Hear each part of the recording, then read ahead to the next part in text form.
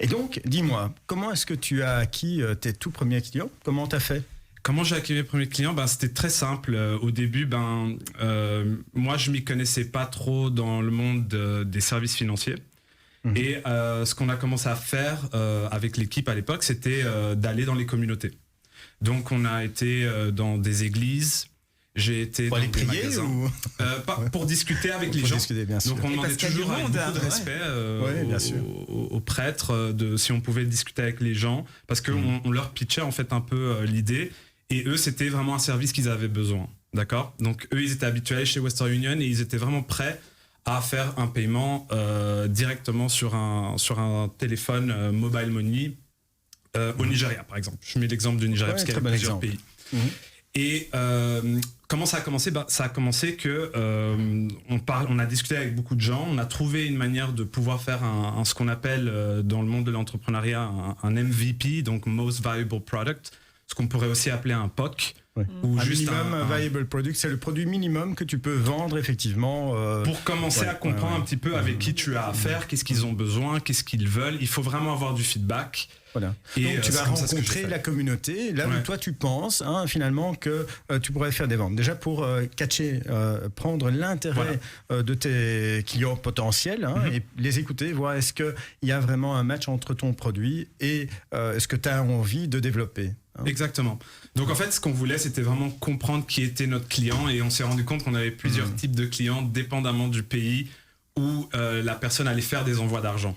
Donc oui, il y avait des différences, il y avait des envies différentes, et il y avait un moment où nous justement on avait créé tout un roadmap pour se dire ok, dans autant de temps on a besoin d'avoir une licence de la BNB.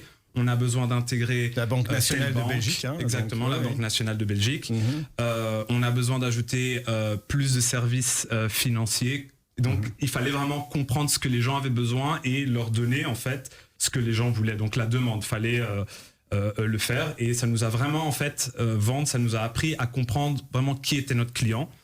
Et après, on s'est rendu compte qu'il y avait encore plus de communautés qui n'étaient complètement à côté, donc qui n'étaient pas servis, et qui en fait la manière dont ils devaient répatrier de l'argent, c'était des choses assez archaïques. Donc vraiment on parle de cash. Il y avait un espace à prendre. Voilà, il y avait vraiment un espace à prendre, mais voilà, c'est un marché qui était très difficile parce qu'il y a beaucoup de concurrence, très peu de transactions. Oui, mais c'est ça. Et donc c'est clair qu'acquérir ces clients, c'est donc aller les rencontrer tout simplement, les écouter, voir comment tu peux répondre, et dès le moment où ils disent ça m'intéresse. Comment puis-je commander? Est-ce que tu avais déjà le produit ou pas? Alors, au tout début, non.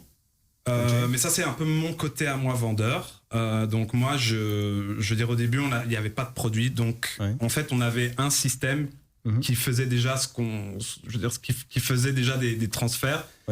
Et tu savais que c'était vraiment à la main, quoi. Au début, c'était vraiment c'était bricolage à fond. Mais bon, très bricolage. Mais bon, tu as vendu. Et tu as vendu le service, donc tu as pu vendre le service que tu offrais. Simplement, toi en background, en backstage, j'ai envie de dire plutôt, tu faisais toi-même le travail qui normalement devrait être automatisé. Mais bon, tu as développé le produit dans ce sens-là, puisque tu avais déjà tes premiers clients, tu avais du cash qui rentrait puisque tu vendais. Donc ça te permettait d'améliorer ton produit et de le vendre encore plus. Alors justement, pourquoi tu n'as pas choisi la facilité comme beaucoup, c'est-à-dire développer un beau site web, faire vraiment, investir des centaines de milliers d'euros peut-être, et puis facilement vendre sur Internet, entre guillemets? Je vais dire qu'au début, j'étais beaucoup plus jeune. Je venais je vivais pas en Belgique, je connaissais pas énormément de monde. Donc, je pense que j'avais pas assez de connaissances. Je connaissais pas assez d'investisseurs.